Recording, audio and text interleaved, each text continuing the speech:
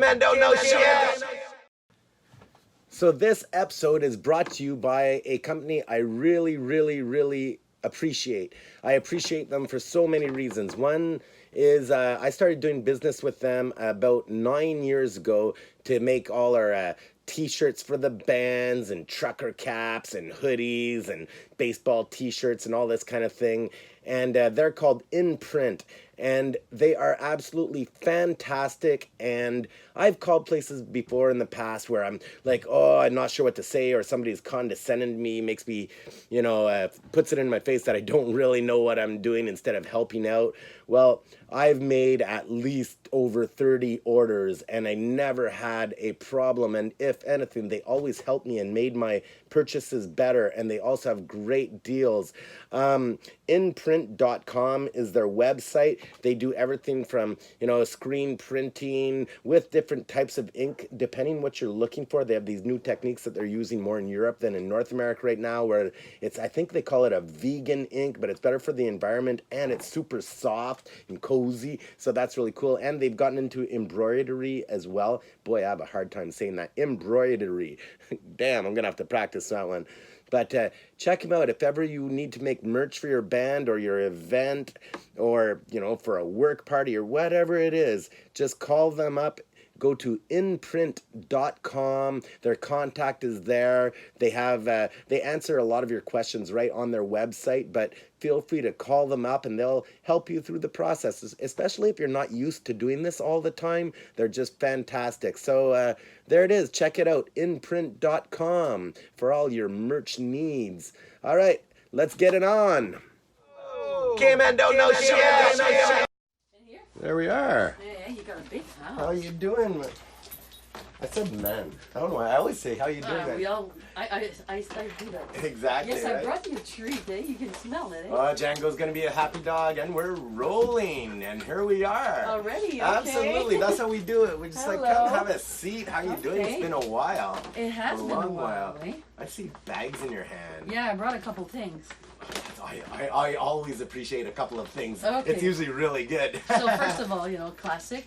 What's this?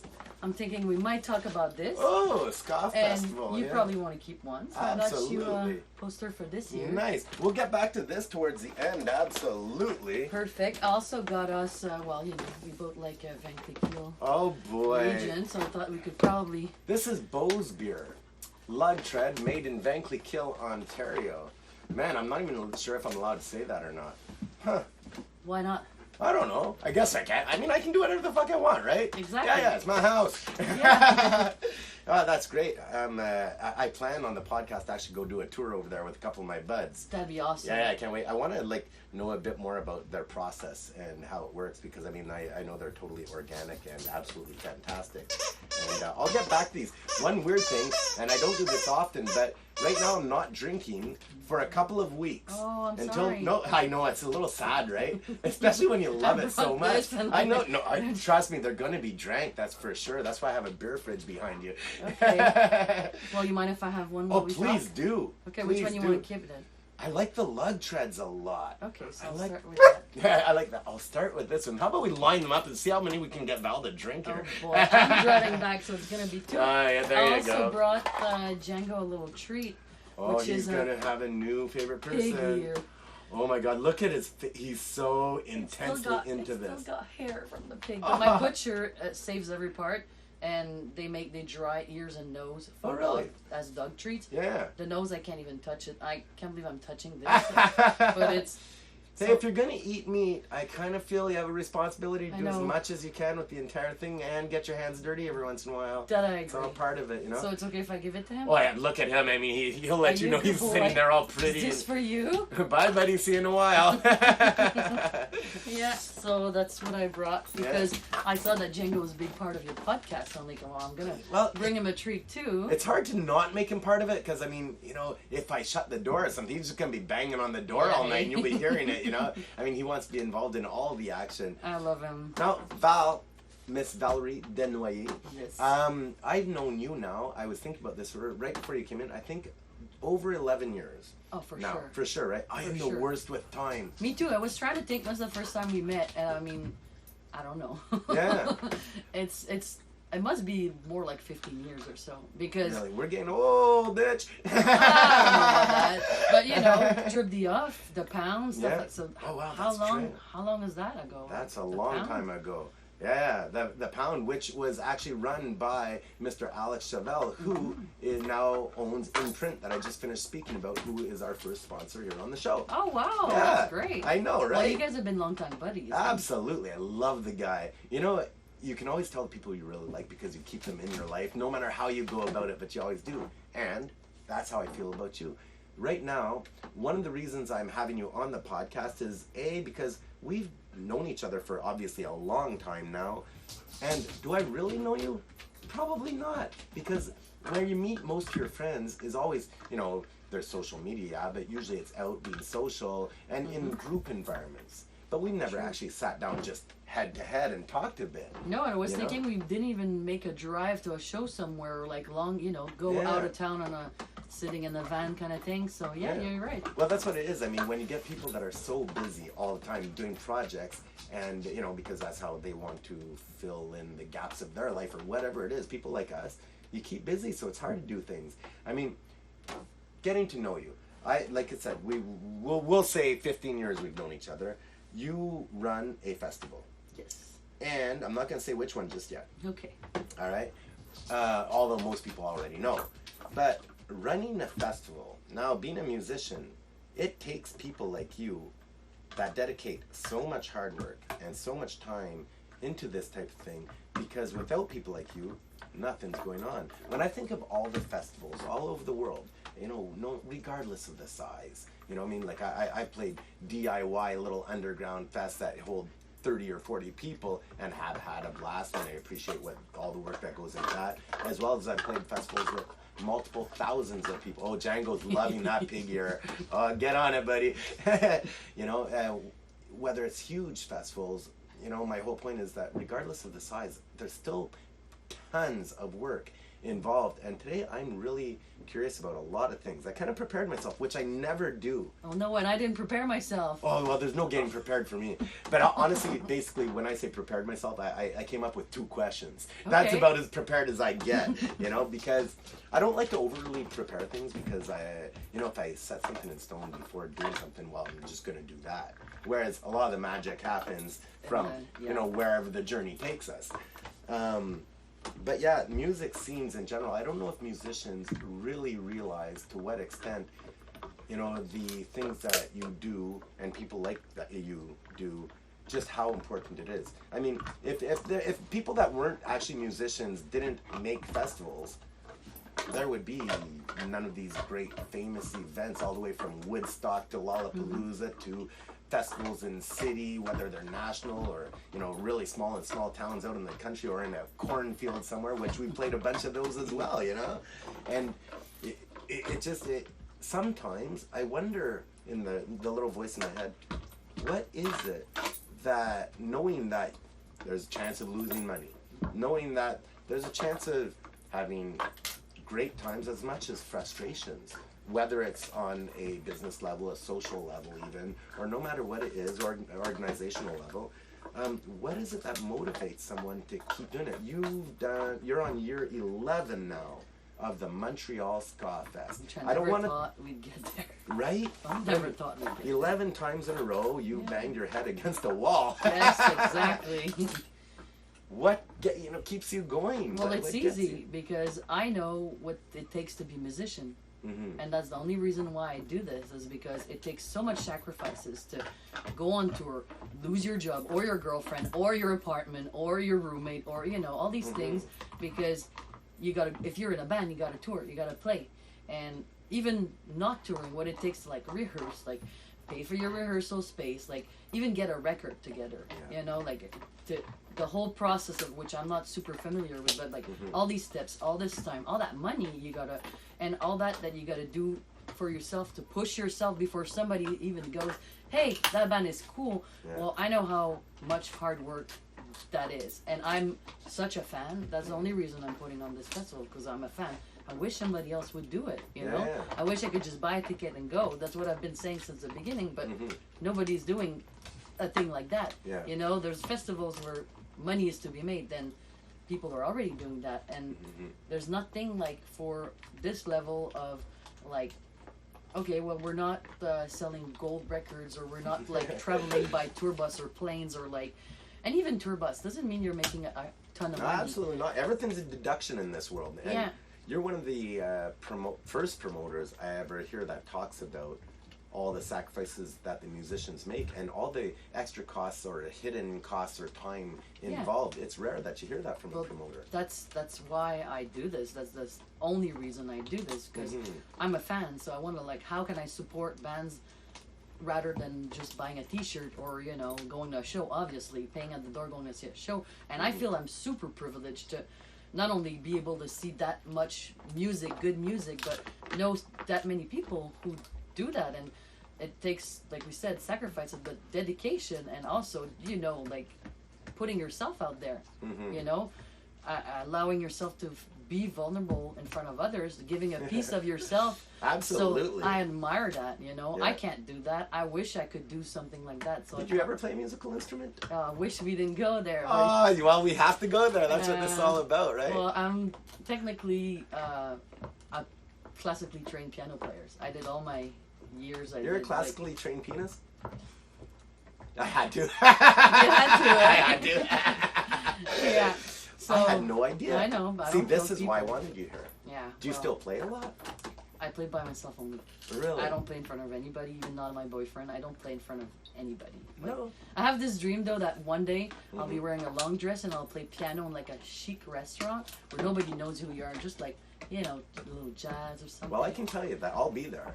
Probably outside because I won't be able to afford to get in, but I'll be outside listening. I won't tell you if it happens. But yeah, I've played piano all my life. I started like at 3, and I did like the Conservatoire de Musique. I did the Cégep Saint-Laurent in music, University du Québec. Really? And I did like 11 years of... After that, I could go to university for it, but that's not the path I've chosen. But, yeah, so I love music. I love playing music. I've been trying to play guitar for like 20 years now, which just doesn't work. Sometimes it's just physical muscle. Yeah, it's a muscle thing sometimes. I mean, you obviously know what the notes are, Yeah, I got a pretty good ear too. Yeah. And in high school, I had a band, for friends and stuff, and I was playing bass. Bass was my instrument. Oh, I wow. still have it. Right on. And yeah, that's cool, but that I never had the guts to go further with that, or the passion, or it's stuff. I wanted to be a technician. Really? And my parents were like, okay, but do something else too, just in case it doesn't work, Right. I want to, but so I never got to go to school for that, and I found my way, I really like what I'm doing now. I work with kids, and we both do a little bit of working with troubled youth. You work with children who have grown up in horrible conditions and who need help. Yeah. And that's a whole other subject and a whole other deal, which we might get to at some point. We don't have to. But it just kind of shows what a beautiful human being you are. But it also shows the passionate side of you. I mean, when you're talking about, you classically trained lessons, all right. When you talk about dedicating your career to a job where you could make more money elsewhere, but you decide that this is what you want to do, and the passion to continue with a festival, running a festival for 11 years, so I can truly attest, are a passionate person. That I agree with. Yeah, definitely. Yeah. With the piano, like when you say you still play every once in a while, okay, like are we talking once a week, once a day? Well, sadly, I had to get rid of my piano when my daughter was born, which is a year ago. So a couple months before, I have just a second bedroom at home, which was a music room. I had it like soundproof and everything, and I wanted to play more, but my neighbors would like our house soundproof, I'll tell you. Well, I live in a condo, so they're closer.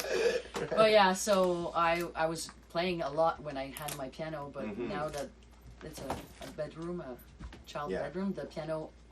I'm fortunate enough that my mom took it at her place, so it's not in a storage. So it's still in the family. It's within reaching distance. Yeah, but you know how it is, busy and all that. So I don't go there to play piano. It's funny. I hear a lot of people say that. You know how it is. You get busy and stuff. I understand it, but I can't relate to it. You know why? Because you take the time. Because I've been busy my whole goddamn life, and you know what? I wouldn't change it for the world. Yeah. And I understand certain sacrifices and choices that need to be made, though. I mean, you brought a wonderful human being into the world. How old is your human being now? Just one yesterday, actually. Oh my God! Time flies. Yeah, right. So basically, tonight you're on vacation, hanging out with me. Tonight's a little weird. I feel like I left like my purse in the car. Like I feel it's so rare that I'm by myself. Yeah. Well, so crack open a beer yeah, then. Enjoy some mummy I time. will. Yeah, that's what I would be doing. Yeah. Oh, mama. Is it okay though? Oh, it's great. Okay.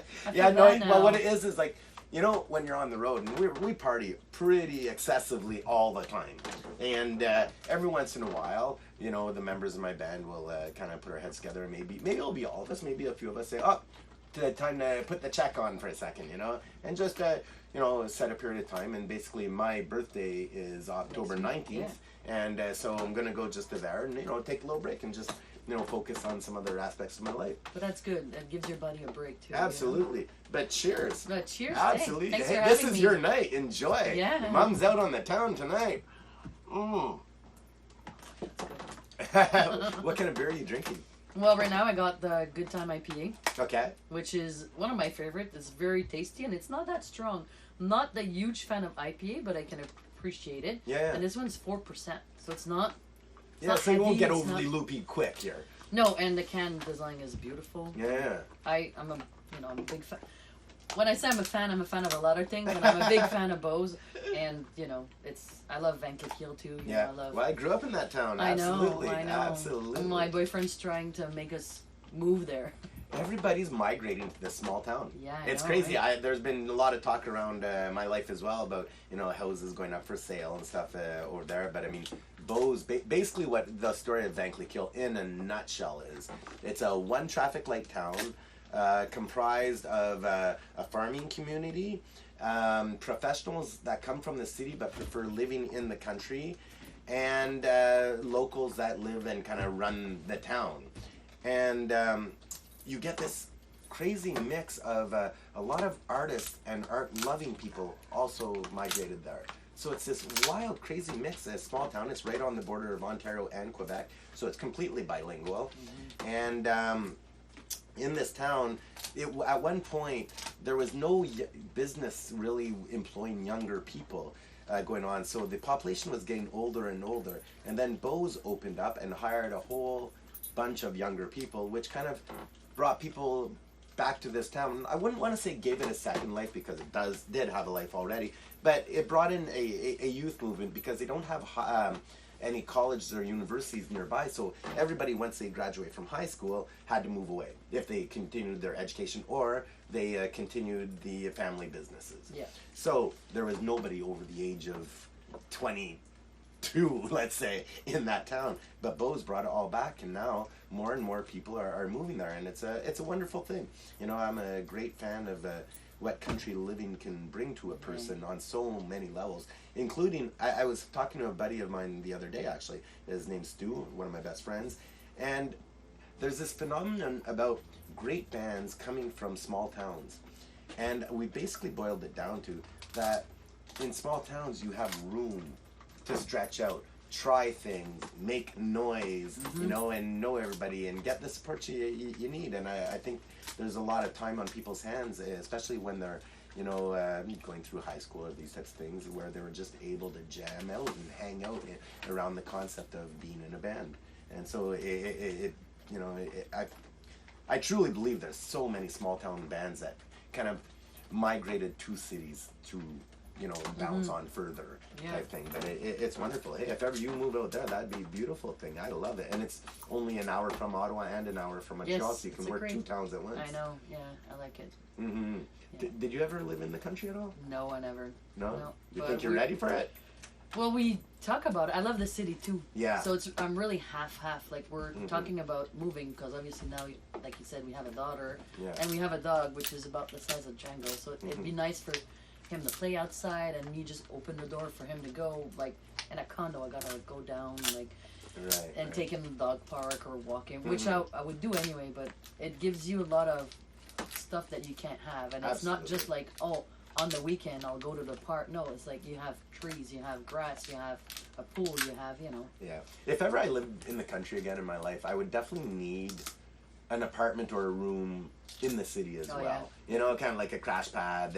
You know, because you spend years building up whatever it is that you build up in the city, and sometimes moving the country far away, it's like not ready to let it all go. Yeah. But I want, you know. But you want both. You Absolutely, know? absolutely. So we'll see where this takes me, but having a fire, you know, on nights like tonight, you know, it doesn't have to be a camping or special night or. Yeah, just everyday life. A lot of work though. That's what a lot of people don't realize. It's a lot of work. Because your time you spend it like mowing the lawn or cutting the, or you know. I mow the lawn here. It takes me about half an hour, 40 minutes. I remember when it's like, you know, as a teenager growing up in the country, it'd be like, okay, you gotta mow the lawn, and then you're like, okay, well that means I have to put a day aside.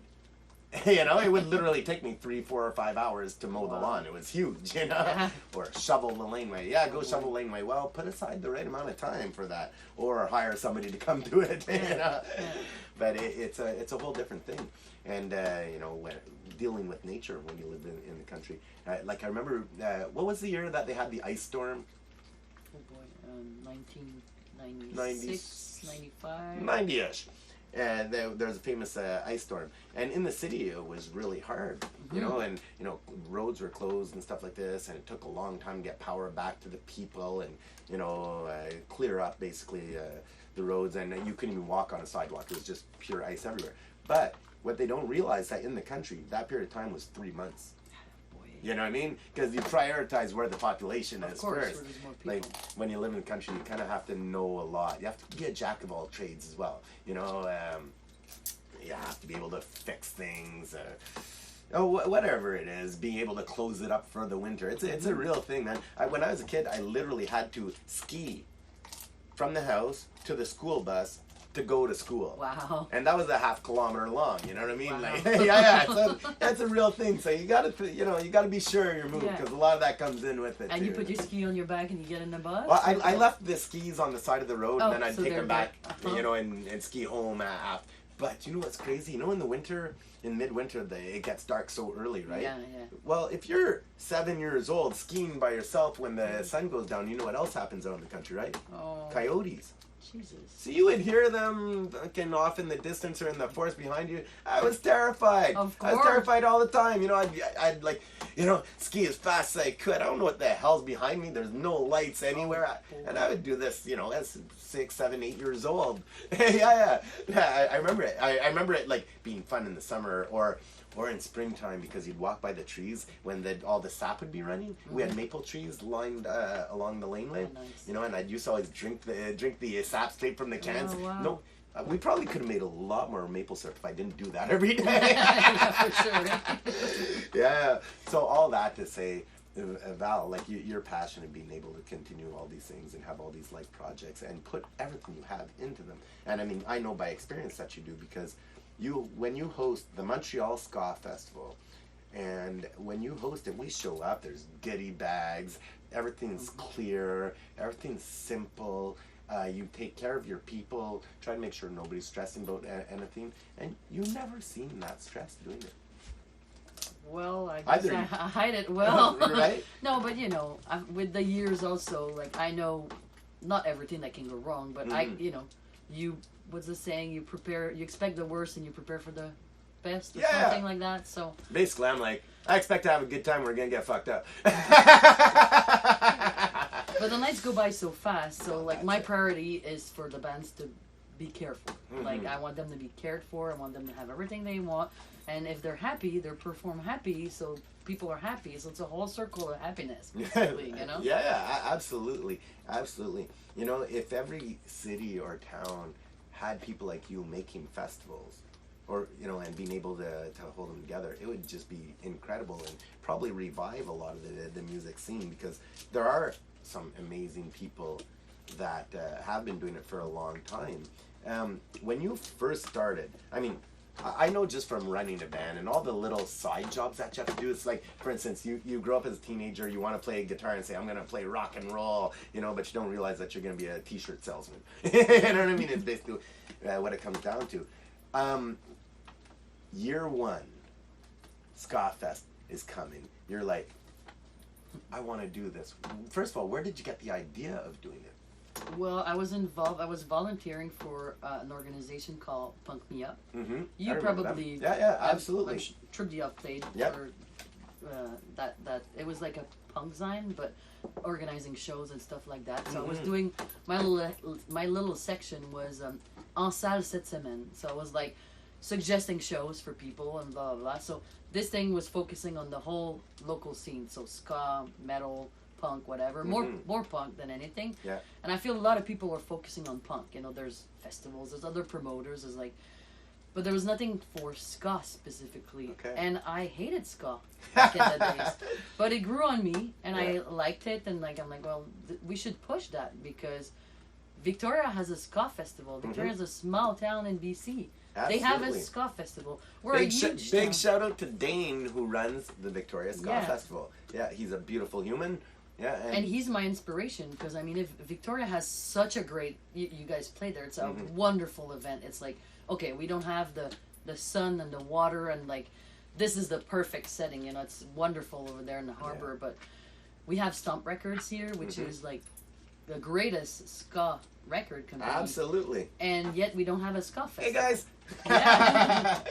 And you know, Ottawa had a little small ska Yeah, festival. that's right. So I was like, Oh wow, that's going back a while. Yeah. what's happening with Montreal? Why is nobody? So I was waiting and nobody was doing it. So I'm like, well, we're gonna do it, you know. Montreal was waiting for you.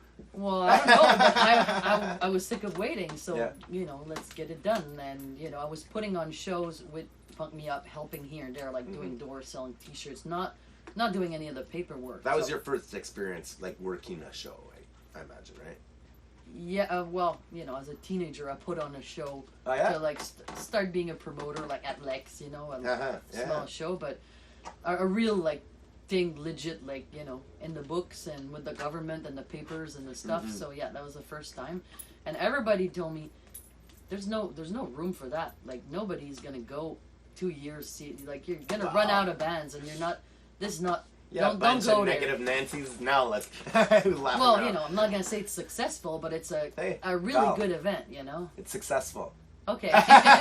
It's been rolling for 11 years and it's always packed and everybody's having a great time. That's successful. Yeah, it is. It is. But that's also the compromise we did, you know. Like we were doing it at Club Soda for a few years, and you were a big supporter from the beginning, you know. And I remember us doing the interview in front of Club Soda. Remember, and That's right. Like the walls were shaking, and we were like, so Club Soda was half full, like when we did the SkaFest there. So I mean, that's not what I want. I want a packed room that you know people can't get in. So I'd rather sell out than have like a bigger room with less people, because not as fun as having a smaller venue where people are playing and you're like, Well, up to absolutely. the, Ska's all about getting cozy with each other, right? yeah, exactly. But there's multiple venues now, right?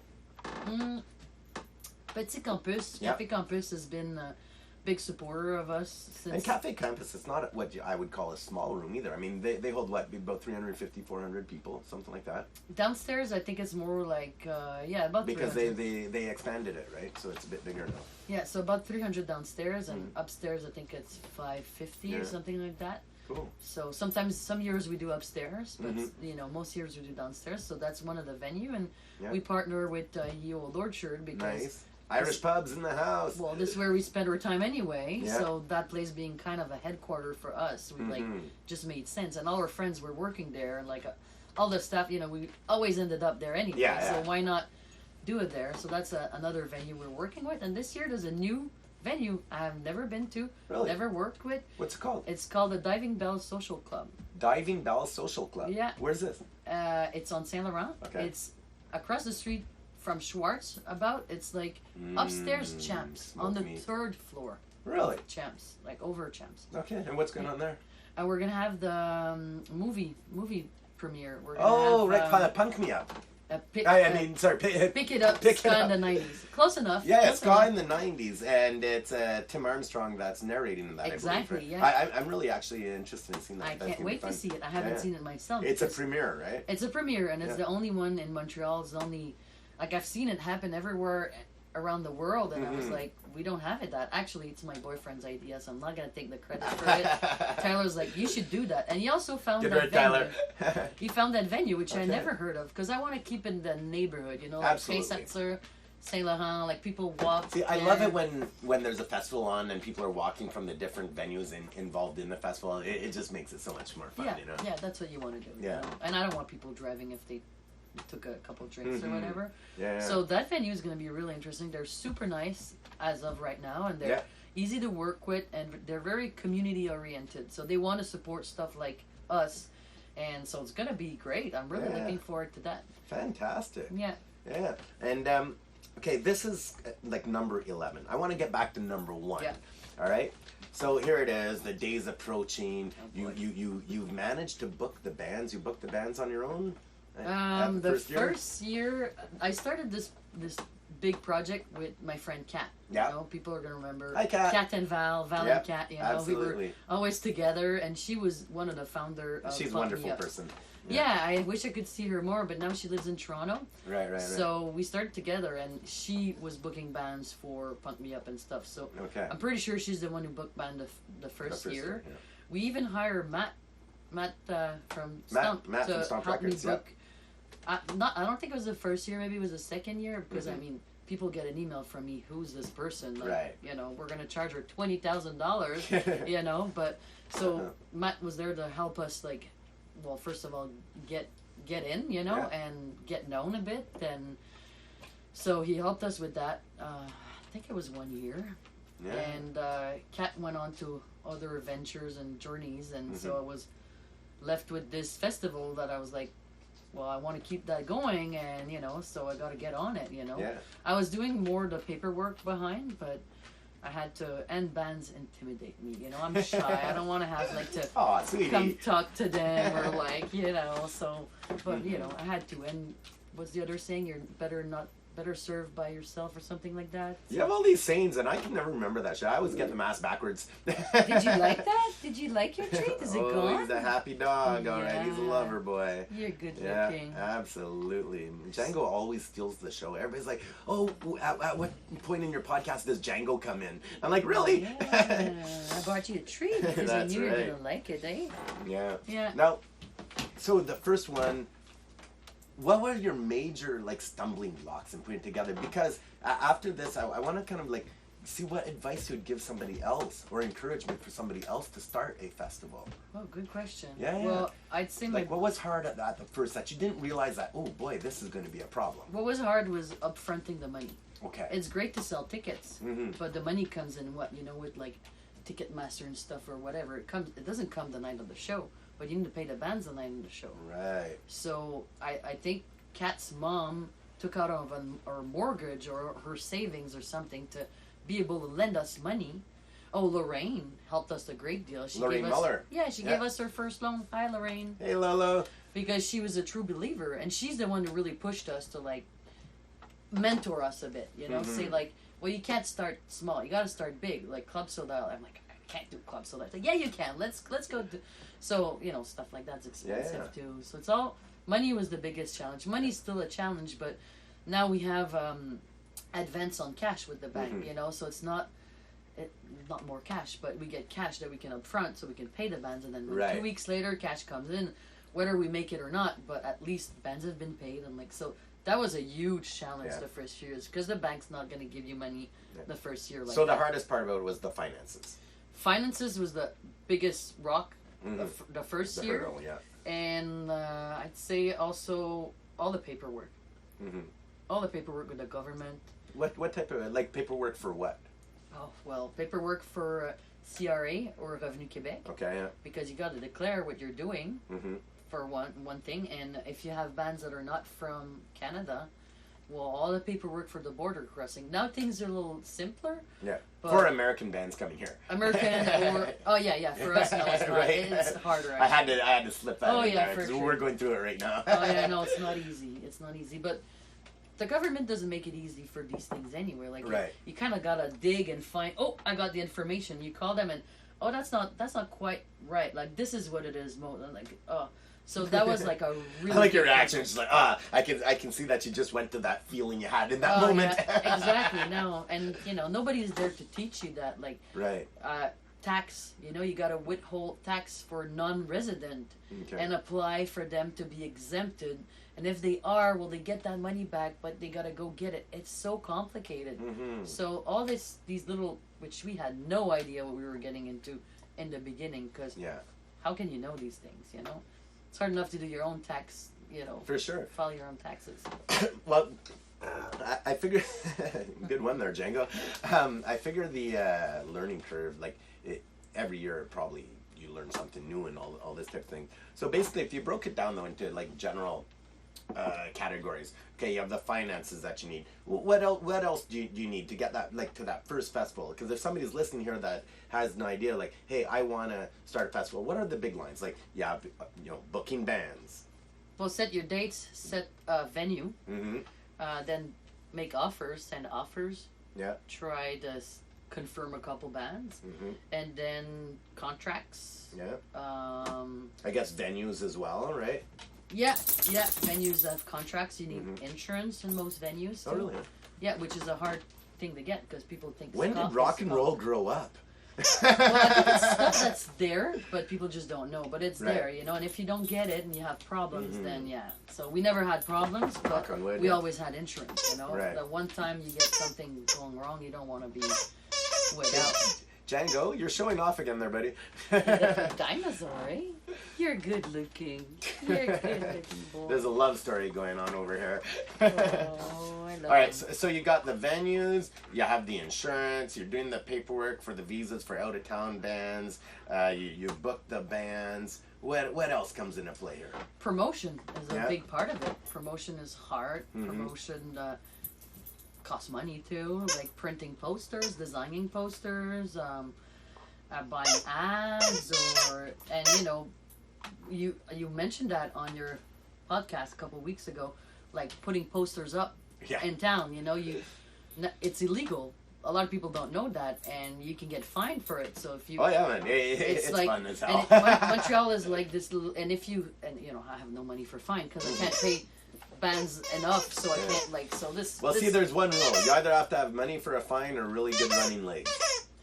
Yeah, but your name is on the poster, right? So they send it to you. That's why they don't necessarily know it's you putting up the poster, though. No, but we got fined for somebody else putting up posters. We didn't even. Yeah, that's a good point. There you go, hitting me with reality again. Well, we got scared. There's one year we even got a guy threatening a lawsuit because we stole his design. What? We're like, how this in? I don't know. Do you want to name names? I don't even know what country. I don't remember his name. I don't know what country, but somewhere in Europe, he was like, "This is my design," and there was a resemblance with his. But I mean, I'm getting sued here. I'm just trying to put up a festival. Yeah, you probably didn't even know who the hell this was. I didn't understand that. So anyway, this thing went away by itself, but these are things you gotta expect. That's one of the things when you're in well, probably any business, but let's bring it to the music business, is like you learn really quick who's a fucking total douche, dick, you know, and who's an awesome person you want to keep doing things with. Yep. And that's why I'm so happy to say that I had the chance with my band Came On the 45s to play the first ever Ska Fest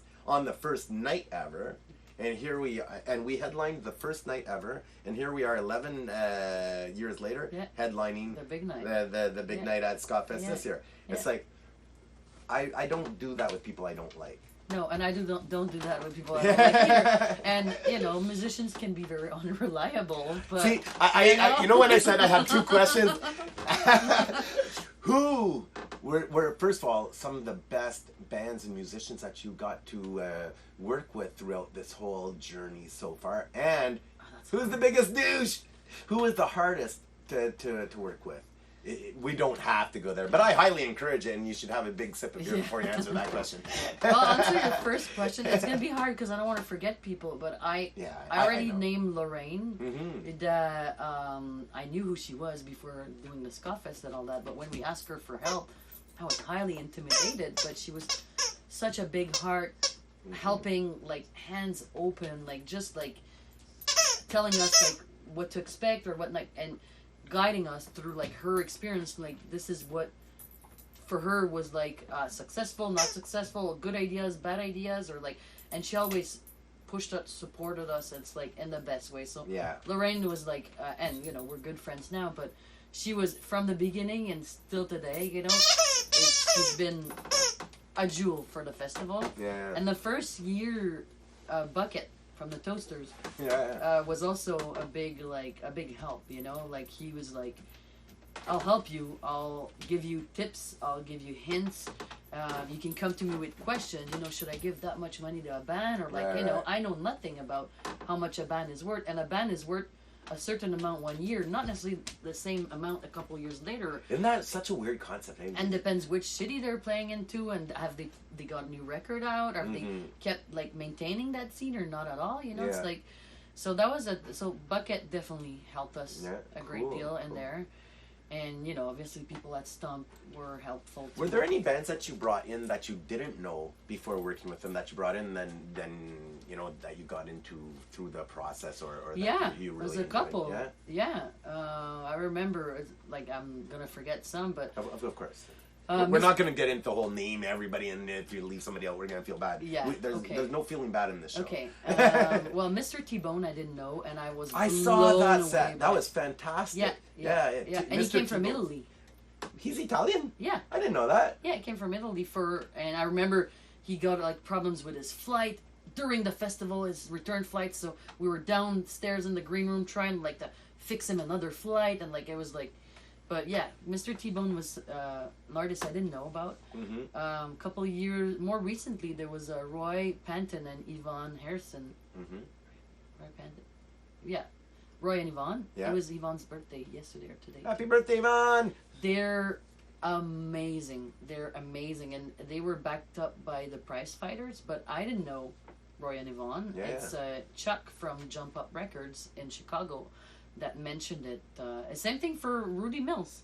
You know, I didn't know Rudy Mills is headlining this year. That's it. Rudy Mills is going to be playing October 19th, my birthday, at Cafe Campus on Saturday night. I can't wait for that. Yeah. And that's again this Chuck from Jump Up Records. It was like, well, you should consider this and that. And this is about also, you know, community. You know, we never met face to face, Chuck in Chicago and me.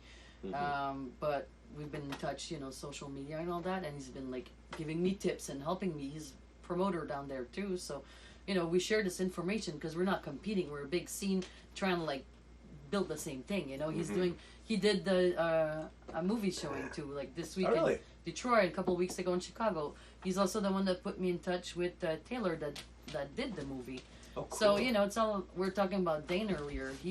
We exchange bands all the time. Yeah. Like he booked my bands over there a couple of years when I was coming on tour, and he asked for me to get other bands, or he asks tips, and so it's a whole scene that we. You know, the lesson to be learned here is so blatantly obvious.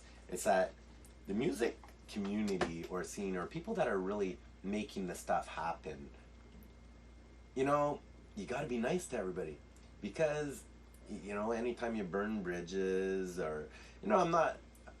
It's a fine line. You know, don't let salt get pushed around either. But I mean, the idea is that everybody wants the same thing. They want a good time.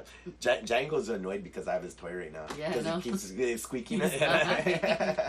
But yeah, like you got to be nice to people and be friendly, because you never know what the future holds, and you might really want to do something with that person that you're upset with on one day, but maybe 5 years in the future you really want to do something with them. You know. But you know what? That's exactly what I've been telling bands too. You never know who's in the audience. Right. Like if you're pissed off because there's not enough people, but there might be this promoter back there that's gonna book you for 11 years in a row. So if you're like giving shit to the crowd because there's not enough people, which obviously they're here. Who does that? That always freaks me out. Who gets mad at the people that made it to your show for the people that didn't make it to your show? Yeah, I've seen that before. It really blows my mind. Or, you know, if you get completely drunk and wasted and you don't care and you're like off and your band is like, you know, you're... So that's... No, if you go out there, give the best... You were talking about like cornfield, like festivals with 30 people. Well, you don't know who these 30 people are. Absolutely. So that's what I always been telling bands, like, you don't know. So even when you tour small town Canada, because you talk about small town, there's a lot there too. Yeah, absolutely. You don't know who's there, so that's a great piece of advice for all musicians. Not even just musicians, to anybody. You don't know who you're dealing with. You don't know what that person's been going through, and you know, talking about the kids we help, mental health, all that. So just give the best of yourself and just be. You know, we're lucky. This is not a war zone. We're, you know, there's electricity. We're being fed, so we should be more thankful for, you know, being with other humans. So don't be a jerk, you know. Absolutely. looking back at the past 10 years of SkaFest went by. This is the 11th coming up. But looking back on the past 10, 3 magic moments. Go. Scatolites. Scatolites, you know what's funny? I walked up on stage while they were playing and sat right behind their drummer. Like right behind him. You couldn't see me.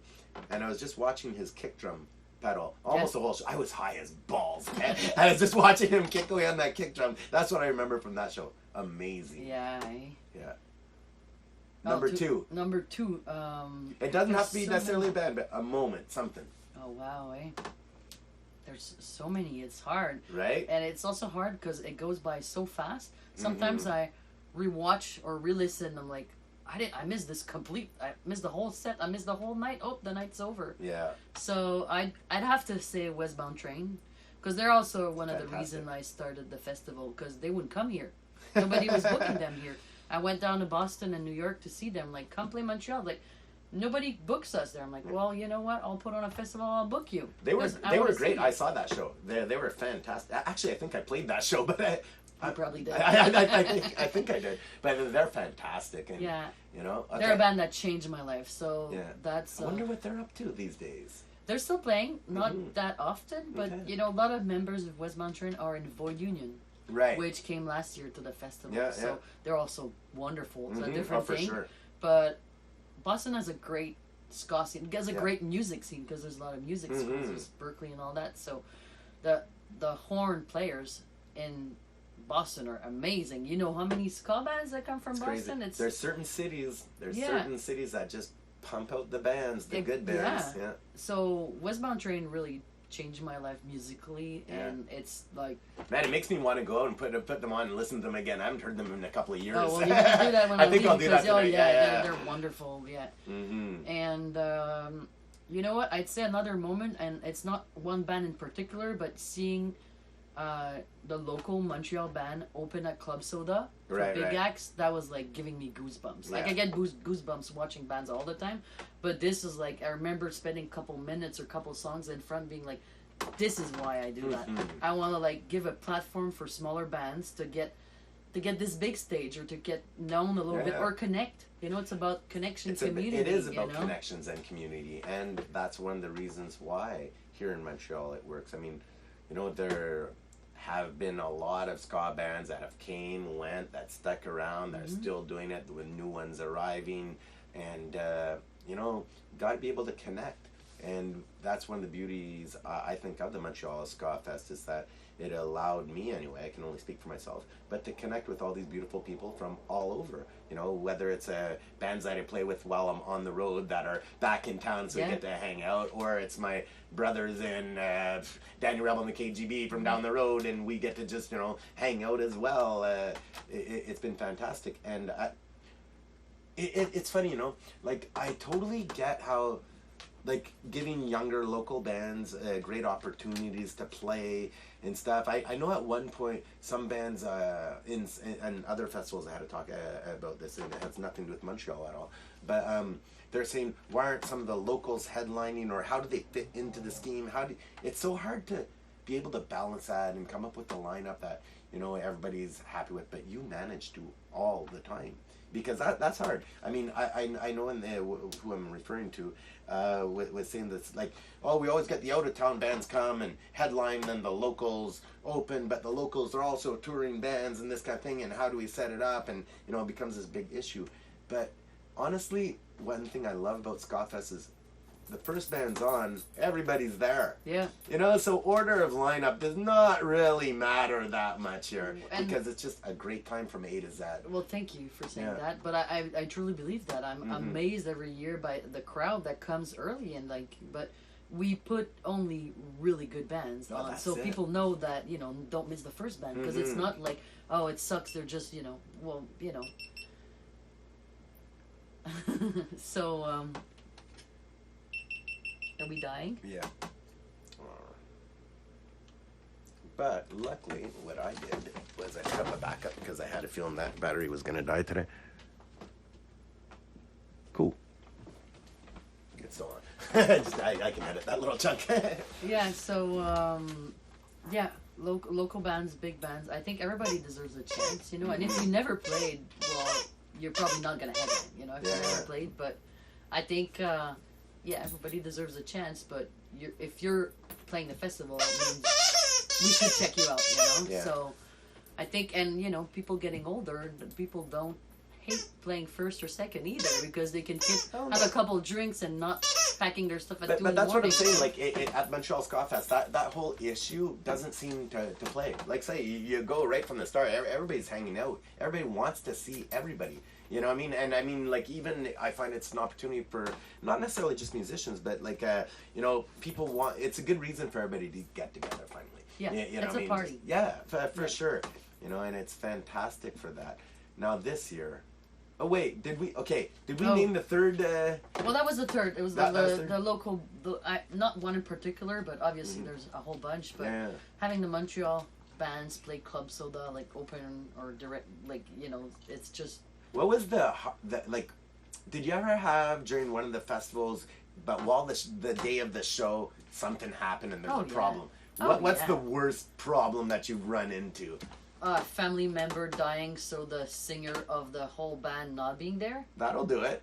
Yeah, the day of, you know. Yeah. Or health problem in a musician and the band canceling the day of. Mm-hmm. Like, so cancellations, last minute cancellations. Well, last year got 2 bands that canceled for really? health reason, and it, you know, serious stuff. So like I was just hoping they're good, but you know, show must go on, and it's the day of, so. What do? You know? Yeah, so for sure. That's something that you can't control too, you know? So like, you know, so that's a big one. But there's also this, you were saying, what's the jerks are the hardest? I'm happy I kind of skipped that question. Well, exactly, because my point wasn't really to name it, but more like, you know, what type of behavior has been difficult to deal with? Or that is more where I'm going with that. Because you know? There's a lot of phony agents. Like, especially for long-time Jamaican artists, I get these emails of, hey, I'm representing that person, and talking to that person after or whatever, and not just one musician. Never heard of that person, and I'm about to transfer money, kind of thing, you know, give a deposit on, like, because contracts were signed, and that agent was not even an agent for the artist. Just trying to reach in and grab some cash. And there's a lot of that going on. Like, I don't know everybody, shit here. but a couple Jamaican artists, it happened to me, you know? Well, not just in Jamaica either. I know in Europe sometimes they have problems like that as well. But, that's just straight up gangster shit. Yeah. Yeah. Yeah, so that's... Who would have thought, right? Here you are, you know, innocent young kid at this time, you know, starting out, and, you know, we're making your first, you know, ska festival. You want to have some friends. You want to put this show on, good vibes for everybody, getting these emails, trying to deal with all your shit, and then, you know, somebody trying to extort cash from you.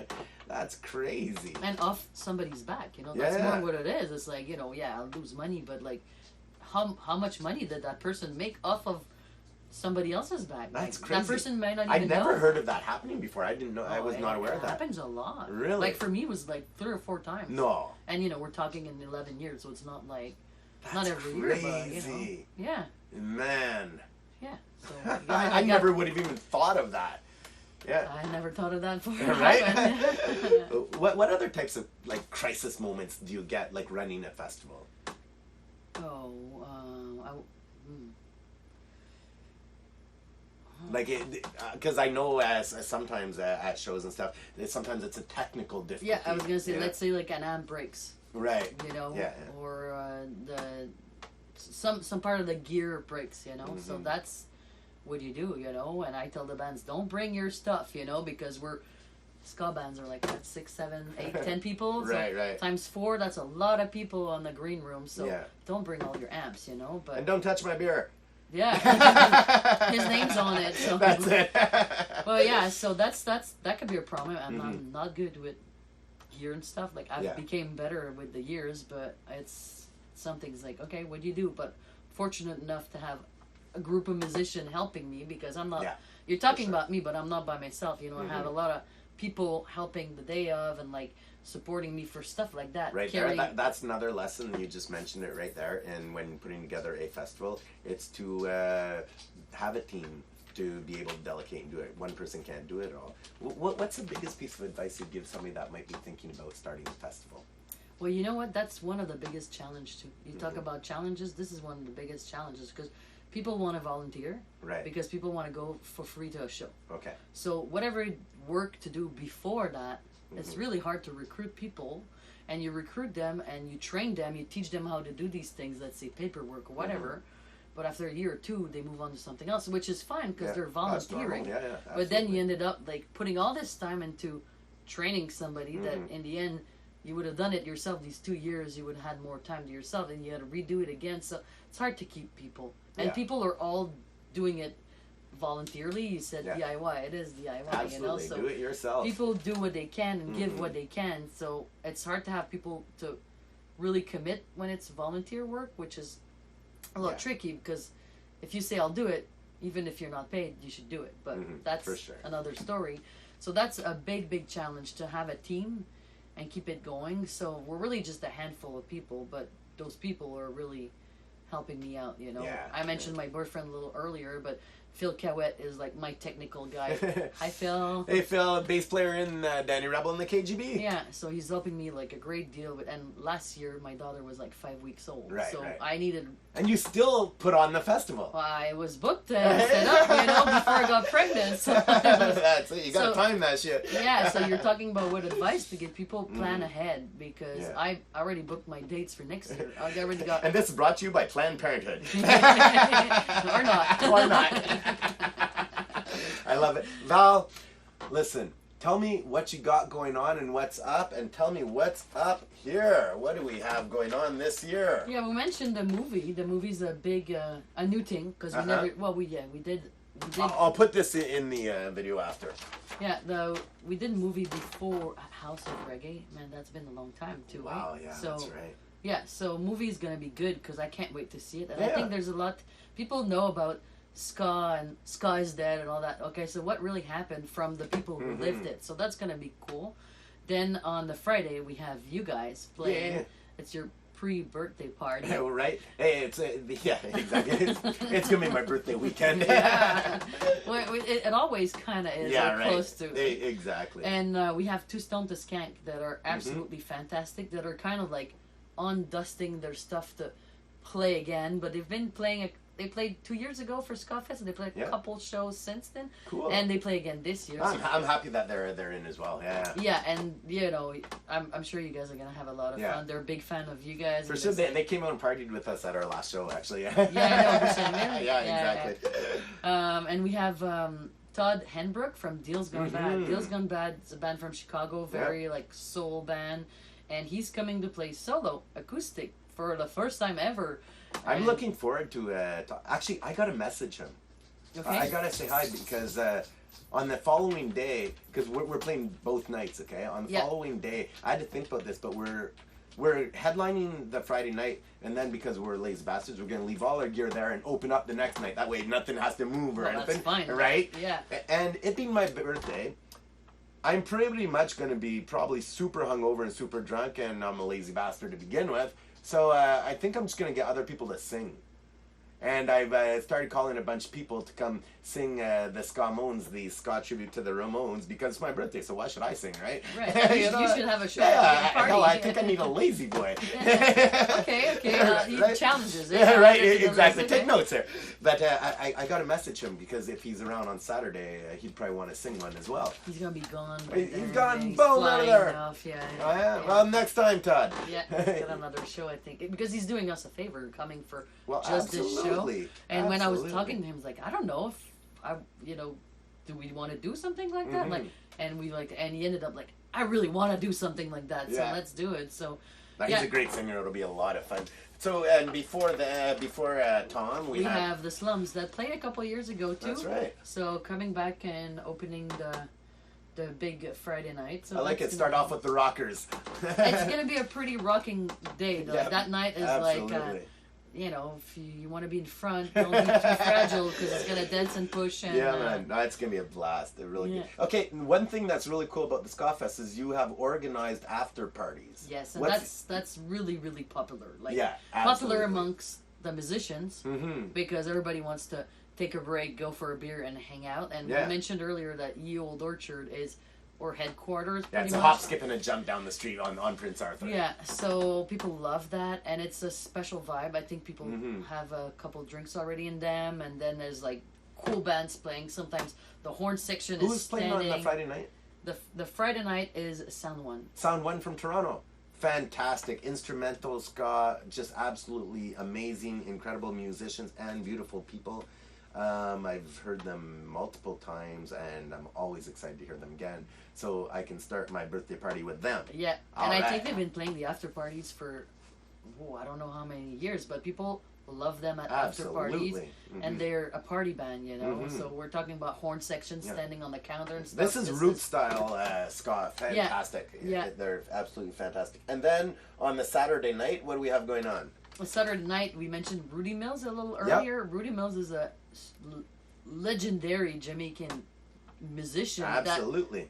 that got a record out this year, well, a single out this year called Lonely, but hadn't played. I played it while I took a shower today. Yeah, I did. good, eh? Yeah, absolutely. And he sings like it was the 60s, though. And he hasn't got anything out or done musically since the 60s. Wow. So he took a long break. He was headlining the London Ska Festival in UK this year, and we're gonna have him. We're gonna have him this year, and I can probably give you another little exclusive thing because we're gonna have Keith and Tex come and sing with him. Really? Because they sang with him in '68, and they haven't done it since. Does so he know they're gonna this? come. Yeah. Okay, I was like, is this gonna like? No, they're flying in for playing, singing with him. Yeah. So I was actually looking at booking them for my next year's headliners, and yet they're coming this year. So next year, I had supper with my my dad the other day. yeah, and he spends 6 to 7 months a year playing down in Jamaica now, right? And he told me to ask you. He said he really wants to play a short set next year. oh wow, Yeah, what and a treat! he told me to straight up ask you, and I said I will because he never asked me for anything. He goes, you know what? It's time for the old men to come and play some ska as well. Wow. So next year, Well, let's make it happen. Yeah, absolutely. If it comes down to it, I'll pay for them to come. Oh. But I absolutely, I got to throw that in there. And he's been playing and touring around with Crystal Axe from Jamaica, who's just doing amazing stuff as well. They just toured Canada, so they're basically doing Jamaica half the year, Canada half the year together and stuff too. So yeah, we'll talk about that.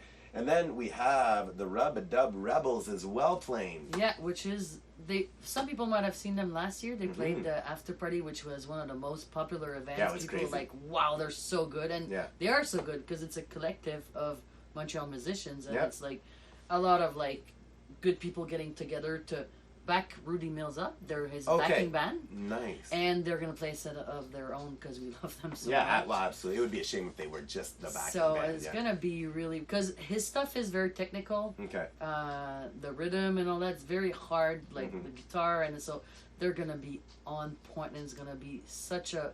It's going to be a treat for people. So I'm really looking forward to that too. As we said earlier, the Friday is a little more rock. Yeah. This is a little more reggae, a little more like rock steady. Nice. And I see we have the Cardboard Crowns as well. Yeah, I've been wanting to have them for a couple years. They're from Toronto. Yeah, and I know they're them on very Stop well. Records too. So I've seen them play, but I've never met the guys and never had them. So Be prepared to see a bunch of Cardboard Crowns everywhere. yeah. Well, it's fun to have new bands play the festival. You know, it's fun to have. We need some of that, right? Yeah. So there's there's a couple bands that played, but there's a couple bands that never played too. So it's going to be interesting. And the night is being opened, like you said, by the Scamones. So it's going to be a real treat too. You know, That's going to be fun. I can let out of the bag that there's going to be a whole bunch of singers that you know going to jump on and sing a song because I plan to be a lazy bastard because it's my birthday. I'm allowed, God damn it. Yeah, and I got to find your lazy boy. That's right, exactly. You know, but no, it's just a great opportunity just to have some friends hang out. Yeah. You know, more than anything. And everybody loves that, and that's also what SkaFest is about. It's about having a special show that it's not your regular show. Right. You're not going to see that every time you exactly. see, so it's, we've only done that once before, and I think it's been 10 years ago now. So there you go. Already 10 years? I know, right? That record that you guys got out was... No, not the album, but I mean, like, where I do this Scamones and have all different singers. We did it once at Hemispheric Ghost, I think. Yeah, I remember that. You were there? Yeah, for sure. Man, I hope it was good because I barely remember a thing except for Alex Jaguar, singer of the Beatdown, falling off stage in the middle of the song, and the monitors. It was a high stage there, atmosphere, and the monitors falling on top of him, but he never missed a note, and he kept singing. Alex, yeah, man.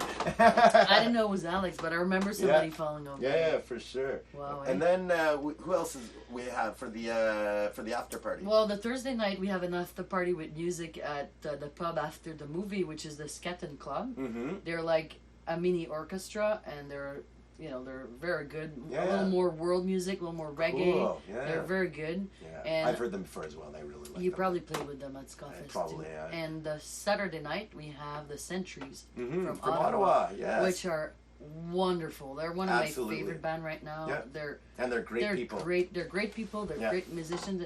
You know, when we were saying putting your heart out there, well, I think that's what they do, and they're very. You cannot not be moved by watching them. They're wow, you know. But all the bands are very like.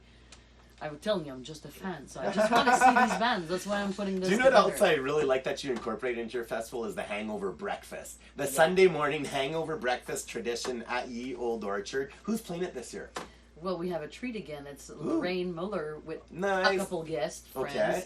I'm not going to say who's going to play. I know a little bit, but I don't even know that much. So Lolo's going to be playing for us for a hangover. That's where me and my lady, we go there and we start the day with Caesars and breakfast. And scrambled eggs and bacon or sausage. It's going to be great. Val Desnoyers, thank you so much for coming to sit down and hang out. I came in, don't know shit. Well, thanks for having me. I actually learned a few things from you today, and I can't wait for October 17th, 18th, 19th, and 20th, the Montreal Ska Festival. It's on. Check it out. I'll post this clearly so anybody can see it that wants to see it, and we'll see you there. And Val, can't wait to party with you. Me too. Burn there, girl. Boom! Came in, don't know.